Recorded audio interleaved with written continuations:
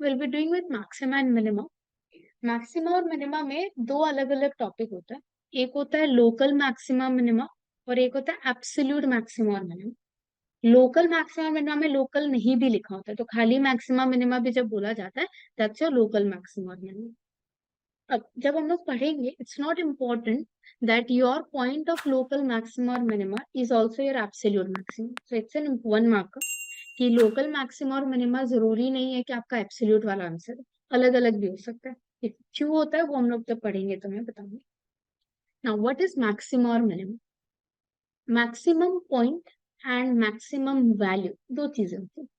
Maximum point का मतलब जहां पे फंक्शन का मैक्सिमम वैल्यू आएगा, और जो वैल्यू आता है वो मैक्सिमम वैल्यू कहलाता है। Same goes for minimum. जिस पॉइंट पे, जहां पे, जिस लोकेशन पे मिनिमम होता है फंक्शन, वो हो गया पॉइंट ऑफ मिनिमम। और उससे जो हमें फंक्शन का वैल्यू मिलता है वो होता है आपका मिनिमम वैल्यू। अब मैक्सिमम वैल्यू का मतलब क्या हो गया?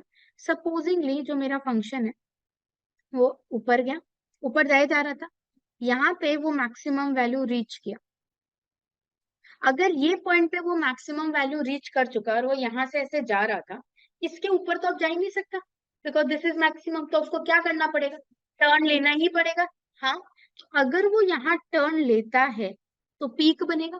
और जहां पीक बनता, पूरा हम लोग एओडी पढ़ रहे हैं ना, एप्लीकेशन ऑफ डेरिवेटिव, तो डिफरेंशिएट होगा। डिफरेंशिएशन क्या देता है आपको? टेंजेंट का स्लोप देता है। हाँ, that is a first interpretation, the most important interpretation.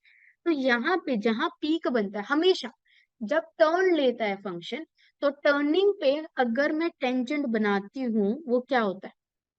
X axis के पैरेलल, तो उसका स्लोप क्या होता है? जीरो होता है, बिकॉज एक्स एक्सिस का स्लोप जीरो है, तो उसका पैरेलल है तो उसका स्लोप भी जीरो होगा। अग्रीड? ठीक। अब सपोजिंगली फंक्शन नीचे जा रहा है, यहाँ पे पॉइंट ऑफ मिनिमा आ रहा है, तो यहाँ पे आके फंक्शन क्या करेगा? मुड़ के ऊपर जाएगा, फिर यहाँ पे मुड़ा, तो यहाँ पे फिर से मैक्सिमम रीच करे। See maximum can also be in a certain neighbourhood, कि इधर से इधर तक वो मैक्सिमम है, वो भी चलता है। जैसे ये जो अभी मैंने पीक बनाया वो टोटल तो मैक्सिमम नहीं है, लेकिन उस नेबरहुड में है, तो ये भी आपका मैक्सिमम है। यहाँ टेंजेंट बनाऊंगी तो भी एक्स एक्सिस के पैरेलल ही बन रहा है। हाँ, तो कभी भी अगर फंक्शन टर्न लेता है, it's just a turning point where the shape is changing or it is having its maximum और minimum value। हर एक जगह फंक्शन को टर्न लेना पड़ेगा। टर्न ले रहा है तो पीक बनेगा। अगर पीक बनेगा तो टेंजेंट जो बनाया जाएगा वो क्या होगा? एक्स एक्सिस के पैरेलल होगा। तो ये जो पॉइंट्स है, यहाँ पे सभी जगह जो स्लोप है यानी dy बाई dx है वो क्या होगा? जीरो होगा। अग्री? तो हम लोग सबसे पहले इन्हीं पॉइंट्स को निकालते हैं जहां पे डेरिवेटिव जीरो होता है। क्यों? क्योंकि वो आपको ये टर्निंग पॉइंट्स दे देते हैं। Turning point, critical point, stationary point, तीनों एक ही चीज है। कहाँ पे? वो उन्हें क्या कहते हैं? वो पॉइंट्स है जहां पे या तो मैक्सिमम वैल्यू है, या तो मिनिमम वैल्यू है, या shape of the curve change हो रहा है। ठीक है, तो वो पॉइंट्स हमें कैसे मिलते हैं? dy बाई dx निकाला इक्वल टू जीरो। किसका dy बाई dx? फंक्शन कौन होता है? कर्व होता है।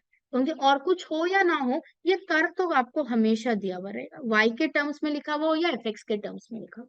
सो कर्व ऑलवेज है आपके पास। डिफरेंशिएट करा सुंदर से, क्योंकि हम लोग dx से क्यों लिखते हैं? क्योंकि हमारे पास जो कर्व होता है वो क्या होता है? y equal to X square plus X plus one, एक्स के टर्म्स में होता है, इसलिए हम लोग dy बाई dx करते हैं। करा, एक्सप्रेशन आया, उसे डायरेक्ट इक्वल टू जीरो कर लिया। ठीक है, एक्स का वैल्यू आएगा ना, वो एक्स का वैल्यू इसको क्या कहेंगे? टर्निंग पॉइंट, क्रिटिकल पॉइंट, या स्टेशनरी पॉइंट। कभी कभी वन मार्कर, जैसे कभी हो सकता है कि बड़ा वाला क्वेश्चन टेंजेंट नॉर्मल का आ गया, तो वन मार्कर में फिर ये आ सकता है कि बताओ टर्निंग पॉइंट कौन है।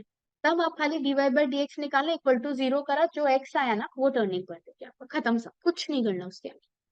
अब हमें क्या करना होगा अगर आगे बढ़ते हैं तो? हमें इन्हें कैटेगराइज करना है कि whether this will be point of maxima, minima, और your inflection. Inflection is whether shape of the curve changes. अब वो कैसे पता चलेगा? अगर मैं थोड़ा बहुत अगर याद हो, स्लोप होता था tan theta, tan T N वाला, ट्रिगो वाला। तो आप लोगों ने क्लास 10 में जब टेन थीटा ये सब पढ़ा था, तब, छोड़ो इतना इंटरप्रिटेशन नहीं करती, तो dy by dx equal to zero आ गया हम लोगों का। सो सबसे पहले स्टेप वन क्या दिया हुआ रहेगा आपको? कर्व y और एफ एक्स ऑलवेज गिवन, कोई माथापच्ची नहीं है इसमें, ठीक। फिर स्टेप 2 क्या करना है, हमें डिफरेंशिएट करना है y with respect to x। तो dy by D X equals to something आएगा। हाँ, फिर हम क्या करेंगे, इक्वल्स टू 0 कर देंगे। उससे हमें क्या मिलेगा, values of x। Values of x, in values of x को क्या कहा जाएगा, स्टेशनरी, क्रिटिकल या टर्निंग पॉइंट। ठीक है, आ गया। अब इसे हमें कैटेगराइज करना है 3 टुकड़ों में। एक है मैक्सिमा, मैक्सिमा मतलब पॉइंट ऑफ मैक्सिमा। एक है पॉइंट ऑफ मिनिमम और एक है पॉइंट ऑफ इन्फ्लेक्शन। हाँ, ये लोकल। पॉइंट ऑफ इन्फ्लेक्शन का मतलब where the shape of the curve changes.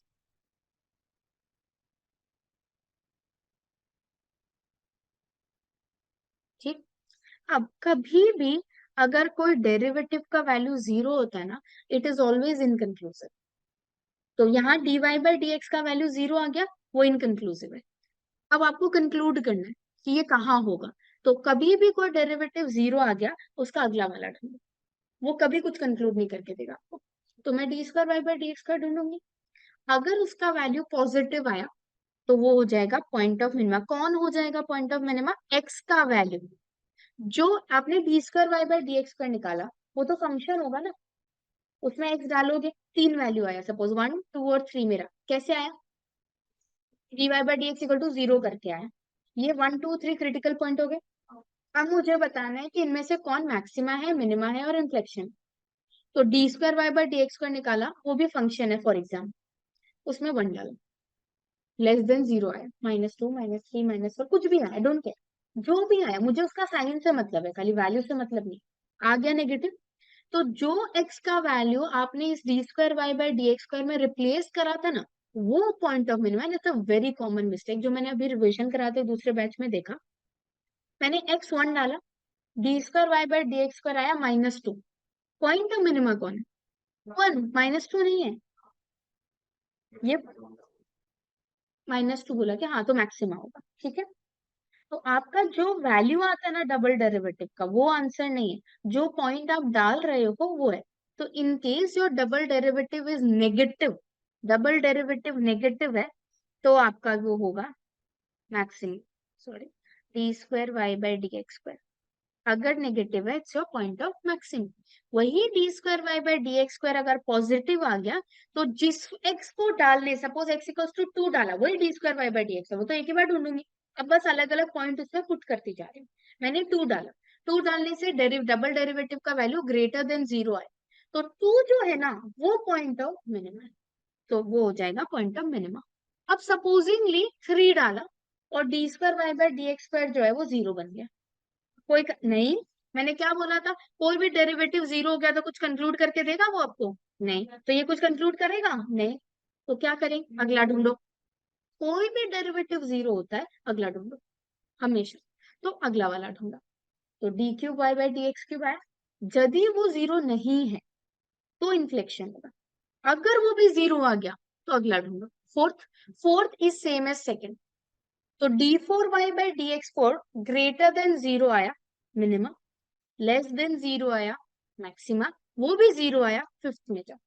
अगर पॉइंट ऑफ इन्फ्लेक्शन का आंसर मिलेगा ना, तो वो थर्ड ऑर्डर से ही मिलेगा, मतलब ऑड ऑर्डर से, फिफ्थ तक तो हम पहुंचते ही नहीं है, अदरवाइज ऑड ऑर्डर से ही मिलेगा।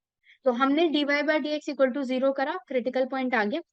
फिर डबल डेरिवेटिव निकाला, उसमें ये एक्स की वैल्यूज एक एक करके हम डाल रहे हैं। 1 डाला, डबल डेरिवेटिव आया लेस देन 0, तो 1 पॉइंट ऑफ मैक्सिमा है। मैंने 2 डाला, डबल डेरिवेटिव आया पॉजिटिव, तो 2 पॉइंट ऑफ मिनिमा है। मैंने 3 डाला, डबल डेरिवेटिव 0 हो गया, तो मैं और एक बार डिफ्रेंशिएट करूंगी। ठीक है, डी क्यूब आया, वो आ गया 6, क्या होगा, point of inflection, -6। Point of inflection कौन, एक्स इक्वल टू 3। ठीक है, 0 आ गया, वापस करो। अब वो d4 will be treated as d square. ठीक है, उतना पहुंचते नहीं हो वैसे आप लोग। तो d cube y by D x cube को क्या होना पड़ेगा, नॉट इक्वल टू 0 होना पड़ेगा। क्या ये समझ आया, लेट्स टेक एन एग्जांपल यहाँ पे। सपोज मैंने आपको फंक्शन बोला, शांति से सुन, x³ minus 2x² minus 4x minus 1। अगला बोला टर्निंग पॉइंट निकाल के, मतलब वाह, टर्निंग पॉइंट बोला तो बोलते क्रिटिकल। कैसे ढूंढते हैं?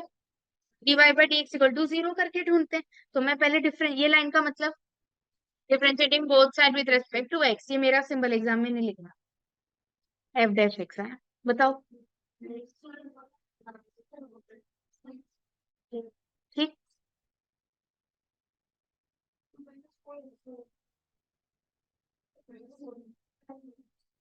कन्विंस हो गया डिफरेंशिएशन ठीक है।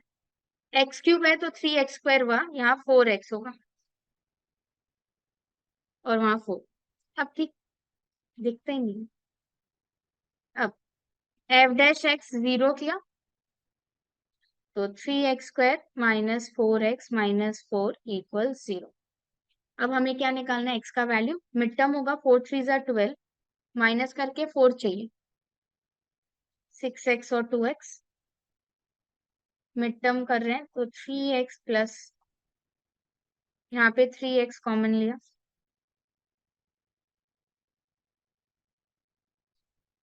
यहाँ पे 2 कॉमन लिया,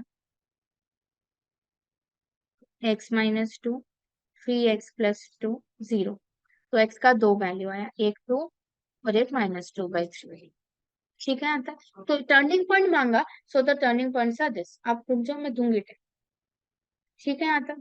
अब हमें क्या करना है, आगे भी बोला, now distinguish them as point of minimum और मैक्सिमम। मतलब इनमें से एक मिनिमम और मैक्सिमम, पॉइंट ऑफ इन्फ्लेक्शन आएगा ही नहीं है। ठीक है। अब उसके लिए क्या करें? डी स्क्वायर कहाँ से? इक्वल टू 0 करने वाला पहला लाइन से किया करो, इजी रहता है। तो d²y/dx², सॉरी यहाँ तो f डबल डैश लिखना होगा ना, जिस तरीके से वो सिंबल देंगे हम भी वैसे ही लिखेंगे। ठीक है। अब क्या आएगा? आ गया। अब बारी बारी से पॉइंट डालना अपने को। तो पहले x का वैल्यू 2 डाला, तो f double dash of 2 12 minus 4 8 हो गया, विच इज पॉजिटिव। क्या डिक्लेयर करूं? अच्छा कौन? तो ये कौन आएगा लिखने? x equals to 2 is point of minima. ये आदत डालो, आप लोग का आदत क्या? Greater than 0 dash point of minima. कौन? हाँ ठीक है। आदत ये बहुत कॉमन होता है, धीरे धीरे आप लोग भूल ही जाते हैं कि कंक्लूजन में है कौन। जेन्युइन ये दिक्कत होती है। फिर मैं सेम चीज करूंगी, अब x इक्वल्स टू -2/3 डाल रही हूँ, सेम वही डबल डेरिवेटिव में। तो 6 -2/3 -4 -4 -4 -8 less than 0, x equals to -2/3 is point of maxima. ठीक है यहाँ तक। अब अगर यहाँ तक मांगा, सम खत्म, लोकल मैक्सिमा और मिनिमम भी ये। अब आपसे बोला मुझे ना मिनिमम वैल्यू चाहिए। मिनिमम वैल्यू कैसे आएगा? अब आप देखो, चलो ग्राफ में ये, कैन यू, ये अगर पॉइंट ए है, can you tell me what is the coordinate of point A? Coordinate x, y होता है ना। हाँ कोऑर्डिनेट क्या है ना? एक्स कोऑर्डिनेट तो ए है ना, ये ना यहाँ लिखा हुआ ही है। तो एक्स तो ए है, उस ए को कहाँ डालते हो? फंक्शन में डालते हो। तो जो वैल्यू मिलता है वही तो वाई कोऑर्डिनेट होता है, y equal to f x नहीं बोलते हैं? तो एफ ऑफ ए का जो वैल्यू है वही आपका वाई कोऑर्डिनेट है। ये जो हाइट है ये एफ ऑफ ए है, तो ए कॉमा एफ ऑफ ए हो गया। ये वाला जो पॉइंट है इसका कोऑर्डिनेट है b comma f of b, मतलब ये जो हाइट है ये एफ ऑफ बी है। तो अगर मैं इस पॉइंट ए का बात करूं, point a is point of maximum. क्यों? क्योंकि x equal to a, x equal to a is point of maximum.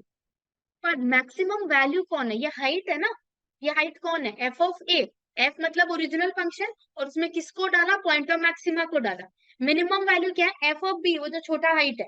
कैसे आया? पॉइंट ऑफ मिनिमा जो बी है उसे एफ में डाल के आया। सेम चीज मैं यहाँ करूंगी। आपका पॉइंट ऑफ मिनिमा कौन है? X equals to 2।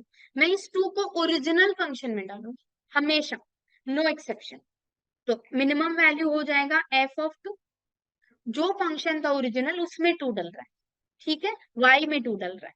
तो ये हो जाएगा 8 -8 -8 -1। ठीक है, दैट्स योर -9। मैक्सिमम वैल्यू मांगा अगला, क्या करूं? -2/3 पॉइंट ऑफ मैक्सिमा था, उसे ओरिजिनल में डाल दो, तो f ऑफ -2/3 हो जाएगा, दैट्स 13/26। समझ है? मांगा तो ही देना, वरना मत देना। तो नॉर्मल एल्जेब्रिक इक्वेशन से ये हम लोग तीन चीजें ढूंढ सकते हैं। अगर सपोजिंगली एक और वैल्यू होता, मैं डालती और वो पॉइंट ऑफ इन्फ्लेक्शन आ जाता, कैसे आता? सेकेंड ऑर्डर भी जीरो, फिर थर्ड ऑर्डर करा, वो जीरो नहीं आया, पॉजिटिव नेगेटिव जो आया डजेंट मैटर, कर दिया, हो गया। तो पॉइंट ऑफ इन्फ्लेक्शन, उससे और कुछ नहीं मांग सकते। जैसे यहाँ तो मैक्सिमम वैल्यू मिनिमम वैल्यू आता है, पॉइंट ऑफ इन्फ्लेक्शन से और कुछ नहीं आता। क्लियर सबको? बढ़ू मैं आगे? अब एल्जेब्रिक एक्सप्रेशन अगर है तब तो ऐसा हो जाएगा। अब इसमें ना स्पेशल फंक्शंस भी होते हैं। स्पेशल फंक्शन में हम लोग एक मॉड करते हैं खाली। मॉडुलस का अगर मैक्सिमम या मिनिमम वैल्यू मांगा है तो कोई डेरिवेटिव नहीं करते, कॉमन सेंस यूज करते हैं। जैसे आपको मैंने फंक्शन बोला, suppose mod of 2x-3, does not matter what is written inside mod. अब डायरेक्ट क्या करोगे, हमें पता है कि mod of whatever is positive non negative. हाँ, तो अगर इसका वैल्यू जीरो या जीरो से बड़ा है तो मिनिमम वैल्यू कौन है? जीरो। मिनिमम वैल्यू तो जीरो ही आ सकता है, और बाकी सारा वैल्यू ही जीरो से बड़ा है। कितना बड़ा है पता नहीं, तो मैक्सिमम नहीं है। So minimum is zero, maximum does not exist, कितना भी बड़ा हो सकता है। वही अगर मैं क्वेश्चन में ऐसा लिख दूं, इसमें कोई डिफरेंशिएशन नहीं होता है, डायरेक्ट होता है माइनस मॉड 2x-3। तो हमें पता है मॉड 2x-3 हमेशा जीरो या जीरो से बड़ा है। और माइनस, पहले आप मॉड का इक्वेशन लिख दो क्योंकि हमें उसी के बारे में मालूम है। अब फंक्शन में जो भी उसके साथ छेड़खानी है वो अब करो। तो दोनों साइड माइनस मल्टीप्लाई होगा। अब इनइक्वालिटी में माइनस मल्टीप्लाई करोगे तो उल्टा हो जाएगा, क्योंकि अगर वो पहले नॉन नेगेटिव था तो अब वो नॉन पॉजिटिव बन गया। ठीक है, तो अब ये जीरो कौन है? नॉट में पॉइंट ऑफ मैक्सिमम मिनिमम तो आता ही नहीं है, डायरेक्ट वैल्यू ही आता है। ये मैक्सिमम वैल्यू है। पॉइंट ऑफ मैक्सिमम किसका आंसर होता है? एक्स का। जो आंसर फंक्शन का होता है वो मैक्सिमम या मिनिमम वैल्यू होता है। So maximum value zero, there is no point of maximum. आपको निकालना है तो आप 2x-3 को जीरो करा, x 3/2 आया, ये 3/2 आपका पॉइंट ऑफ मैक्सिमम है। चला के निकालना पड़ता है इसको। ठीक है, सपोजिंगली मैंने बोला फंक्शन है आपका 3 + 2 mod x। बोलो।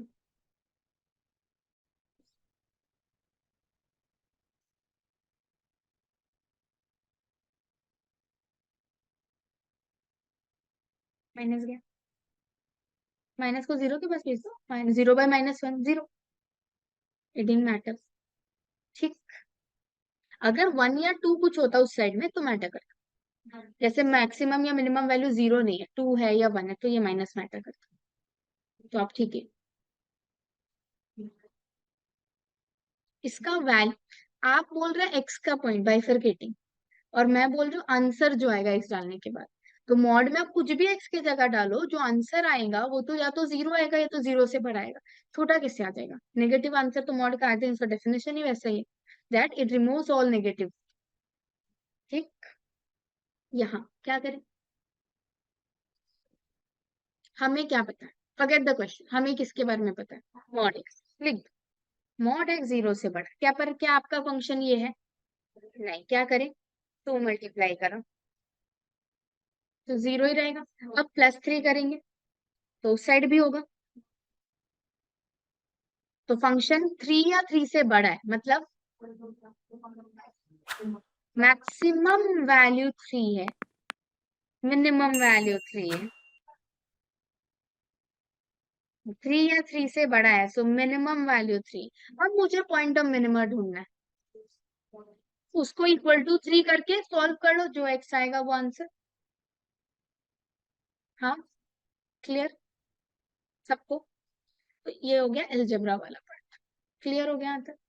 अब कभी कभी ऐसा बोला रहता है कि show that the maximum value is this, या show that the minimum value is this, show that the maximum value is greater than the minimum value, show that the minimum value is greater than the maximum value. इन सब में normally जैसे maximum value minimum value निकालते वो निकाल लो, फिर अगला जो प्रूफ करने देना वो अपने आप आ जाएगा अगर राइट किया तो। बस वो लास्ट में कंक्लूजन लाइन लिख देना जो भी क्वेश्चन में दिया। ठीक, आ गई। अब आता है आपका प्रॉब्लम सम्स। तो प्रॉब्लम सम्स दो कैटेगरी का है, एक हो गया फिगर्स वाला, एक बिना फिगर्स वाला। तो पहले बिना फिगर्स वाला, जो मैं बिना ज्योमेट्रिकल फिगर्स का क्वेश्चन बात करते हैं। कभी भी अगर प्रॉब्लम सम्स दिया हुआ है ना, your task is to read the entire question first and find out two things. First, what is given.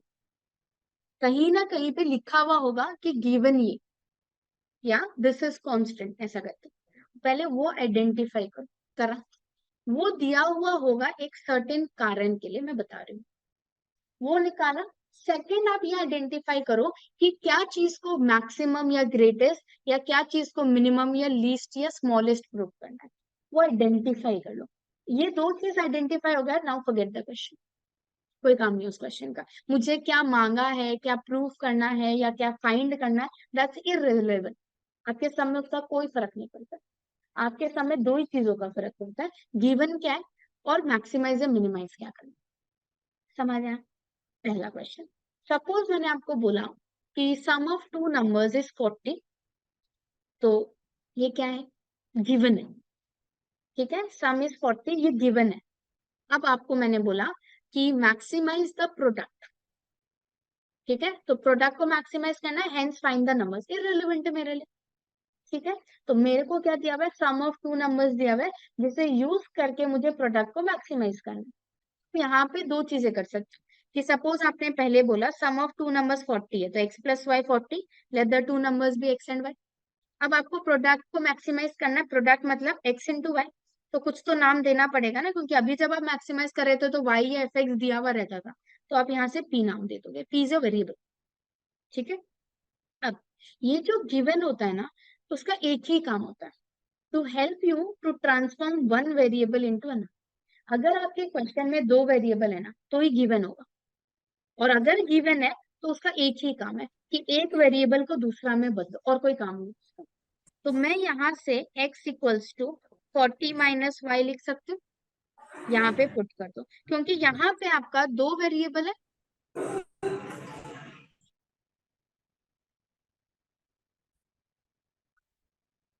अब मेरे प्रोडक्ट में दो वेरिएबल, अभी तक हमने जितना भी अलजेब्रा क्वेश्चन का बात किया, एक ही वेरिएबल अलाउड था। तो मैं दो वेरिएबल को लेके मैक्सिमाइज मिनिमाइज कर ही नहीं सकती। तो मेरा क्या काम है, उस गिवन का यूज करो ताकि मैं इसे दो से सिंगल वेरिएबल में बदल सकूं। ठीक है, तो अब मैं यहाँ पे किसी भी एक को बदल दो, कोई फर्क नहीं पड़ता। मैं x को बदल रही हूँ, तो ये हो गया 40 माइनस वाई इंटू वाई, ऊपर से आया। तो p कितना हो गया? 40y minus Y square. तो मेरे वेरिएबल y हो गया। तो इसको आपको मैक्सिमाइज करना है विथ रिस्पेक्ट टू y। तो dp बाई डी वाई ढूंढा, इक्वल टू जीरो करा, y आ गया।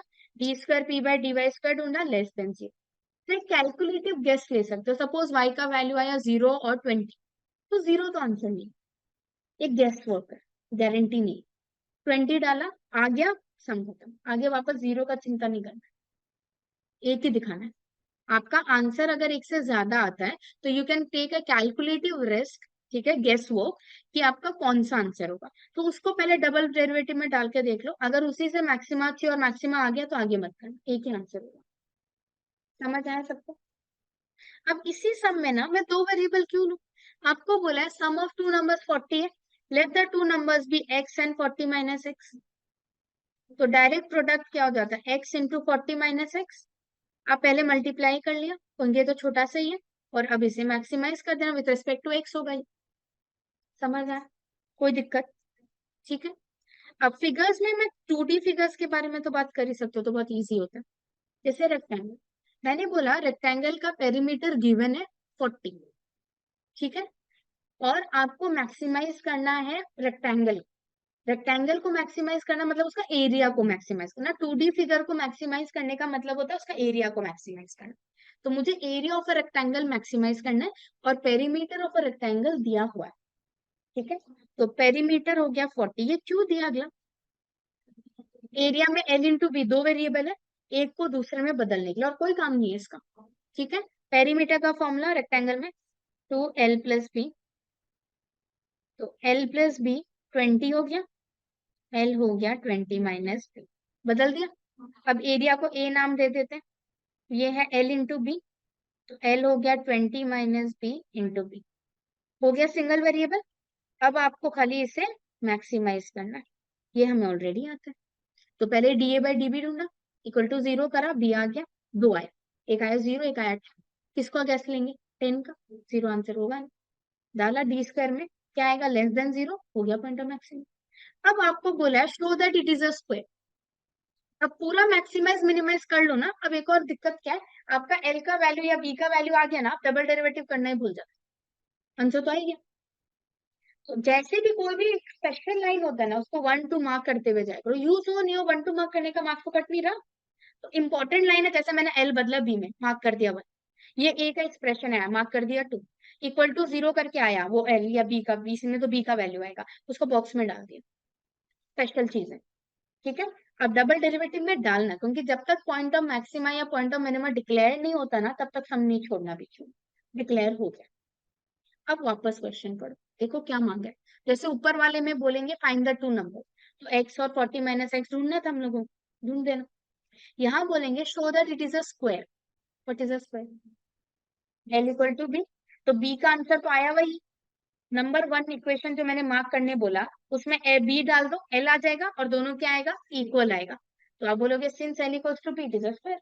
2 लाइन एक्स्ट्रा करना होगा। समझ आए सब लोग को? अब इसी में उल्टा हो सकता है, एरिया दिया।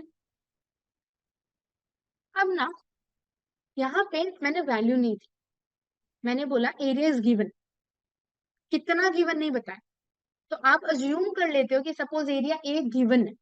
अगर ये ए गिवन है ना, तो ये ए कांस्टेंट है। नंबर जैसा ट्रीट करना है इसे, ठीक है। तो कभी कभी गिवन में जैसे 40 दिया हुआ था, ऐसे नंबर्स दिए हुए रहते हैं। और कभी कभी जब अगला गिवन बोलता है ना, इसका मतलब आपका कोई भी एक वैल्यू खुद से ले, नंबर नहीं ले लेना, 20 30 40, वो लेटर ही लेना होता है, वो लेटर कांस्टेंट ट्रीट होगा। और ये एल और बी जो है वो कौन है? वो मेरा वेरिएबल है। तो ये हमेशा क्लियर कट रखना, हमेशा साइड में लिख लेना, क्योंकि बीच समय कभी कभी हम लोग भूल जाते हैं, ठीक है। तो यहाँ देखोगे हमें हमेशा वेरिएबल का वैल्यू ढूंढना है, ठीक है। अब इससे हम लोग एक का वैल्यू निकाल लेंगे, suppose a is l by b. Important line, 1 mark कर दी। अब बोला पेरीमीटर को मैक्सिमाइज कर दो, तो perimeter 2 l plus b, p l के जगह ए बाई बी लिख दिया। अब बी में हो गया ट्रांसफॉर्म, ये मेरा मैक्सिमाइजिंग फंक्शन है, इसको विथ रिस्पेक्ट टू बी अपने मैक्सिमाइज कर देंगे। समझ आ गया? बी का आंसर आ जाएगा। अब बोलेंगे find length and breadth, B आ गया, एल भी ढूंढ देना। कोई दिक्कत?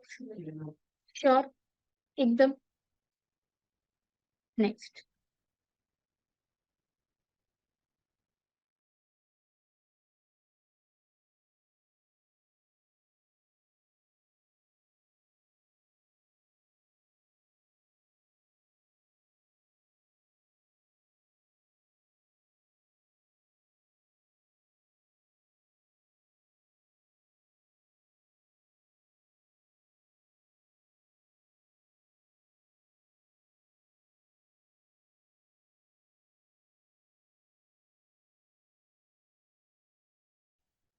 सपोजिंगली आपको मैंने बोला circumference of a circle is given, ठीक, मतलब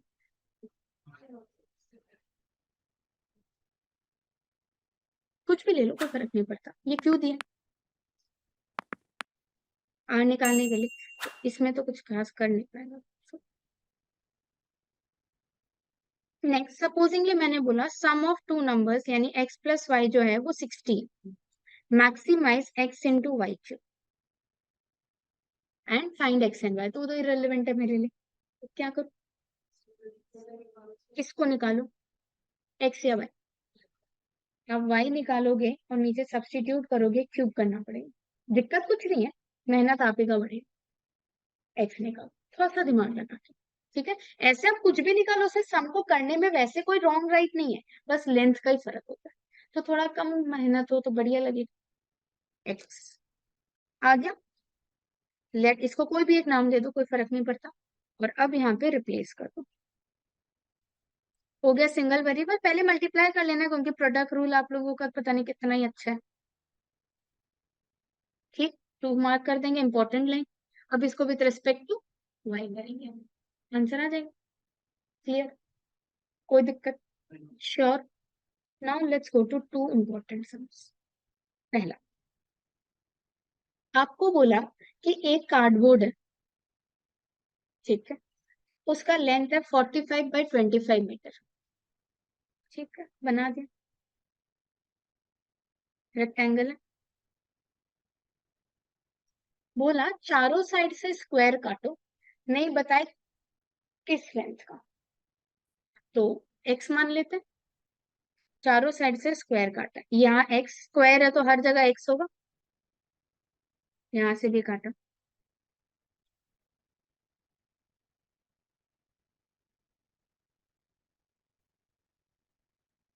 ठीक, और ये चारों स्क्वायर को कट आउट करके फेंक दिया। Four squares are cut out from the corner, each corner of a rectangular sheet of size 45 by 25 meter. तो हो गया ये। काटने के बाद आपके पास ये बचेगा।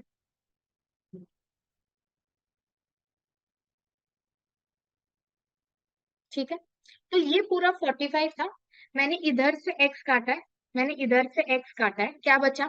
45 - 2x। ये पूरा जो लंबाई था ना, ये आपका 25 था, इस 25 में से ये एक्स और ये एक्स काट दिया, तो ये हो गया 25 - 2x, दोनों साइड। ठीक है, अब आप क्या कर रहे हो, स्कोर करते हो।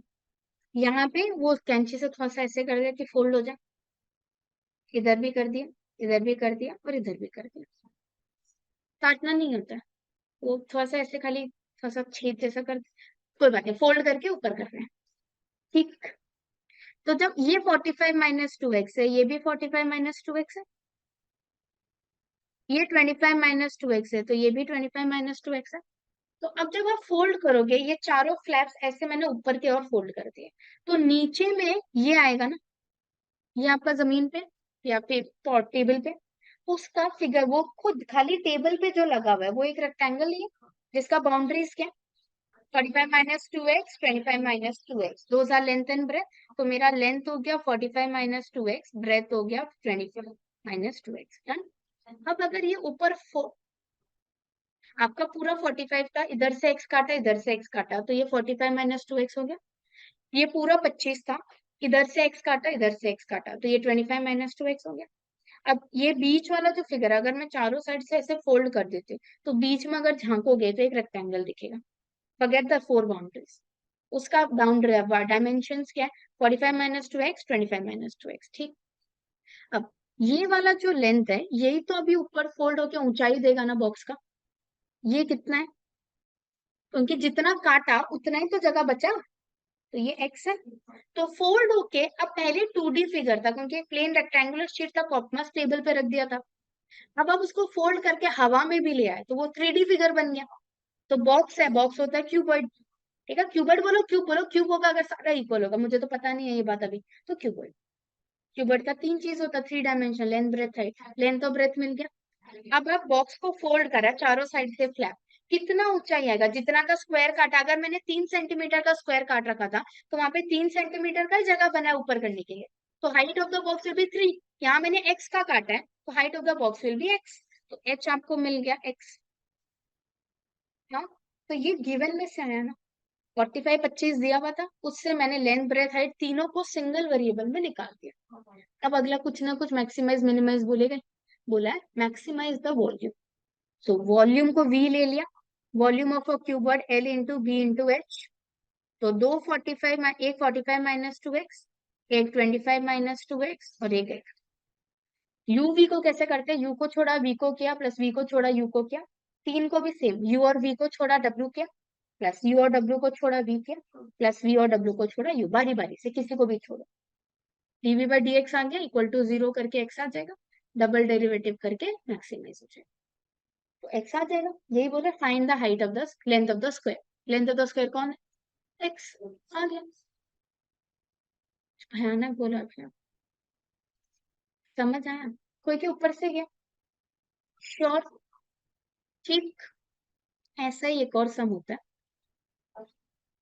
Find the length of the square. हमने स्क्वायर का लेंथ क्या ले रखा था? एक्स, जो काटा था, और डिफरेंस डबल डेरिवेटिव सब करके एक्स ही तो निकला, तो और कुछ नया करना ही नहीं, वही खत्म।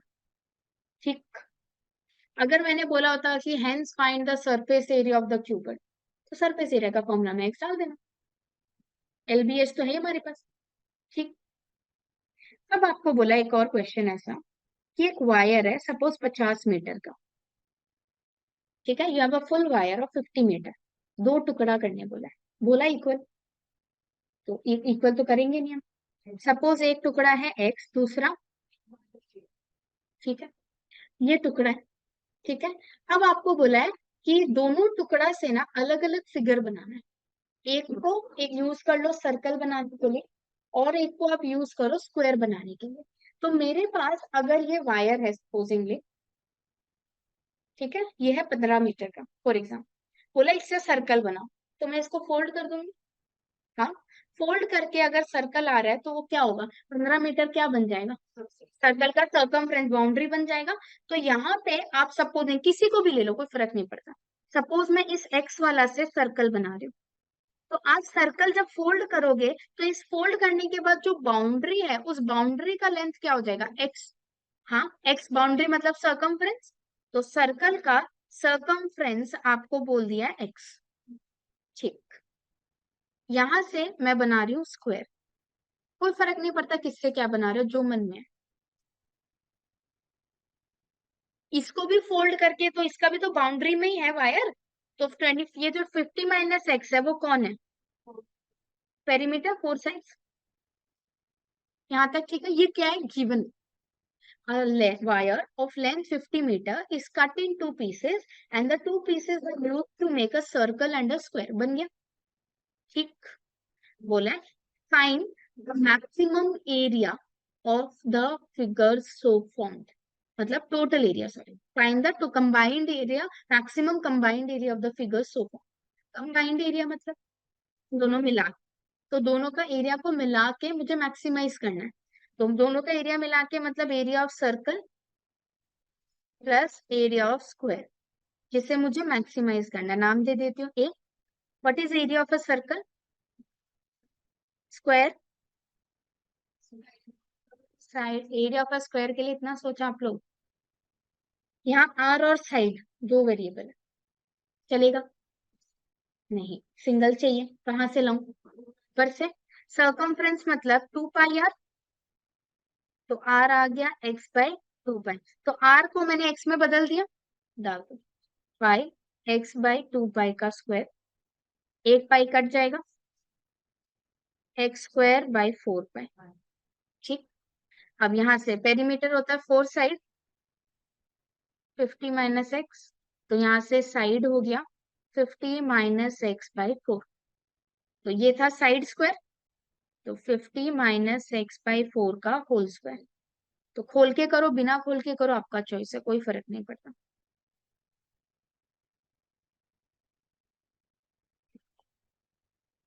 बन गया एक्सप्रेशन, है कितना वेरिएबल, आप एक है, 1 मार्क कर दिया, ये सॉरी ये 1, ये 2, ये 3, इंपॉर्टेंट, सब मार्क हो गया।